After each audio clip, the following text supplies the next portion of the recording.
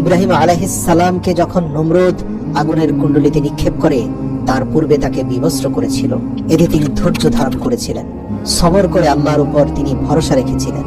এজন্য আল্লাহ তাকে এর প্রতিদান দিলেন, তাকে দুনিয়া আখিরাতের আগুন থেকে রক্ষা করলেন এবং বিনিময়ে কিয়ামতের দিন তাকে সব মানুষের উপস্থিতিতে কাপড় পরিধান করিয়ে সম্মানিত করবেন আল্লাহ। সবাই সারিবদ্ধ হয়ে নিচের দিকে তাকিয়ে চুপচাপ দাঁড়িয়ে থাকবে। হাসরের ময়দানে একে একে সকলকে উপস্থিত করার পর ফের তাদের এই সারিবদ্ধ মানুষের মধ্যেই হঠাৎ আল্লাহ তাআলা আসমান থেকে নেমে আসবেন। উপস্থিত সকলেই ডানে বামে কোথাও তাকাবে না, সোজা নিচের দিকে তাকিয়ে দাঁড়িয়ে থাকবে। সকলে নীরব নিঃশব্দ থাকবে, কেউ কোনো কথা বলতে পারবে না। তবে আল্লাহ যাকে অনুমতি দেবেন সেই শুধু কথা বলতে পারবে। কোরআনে উল্লেখ আছে, সেই চিরঞ্জীব চিরস্থায়ী আল্লাহর সামনে সকলেই অবনত হবে। সেই ব্যক্তি অবশ্যই ব্যর্থ হবে যে জুলুম করেছে, আর যে মুমিন ভালো কাজ করবে সে কোনো জুলুম বা ক্ষতির আশঙ্কা করবে না।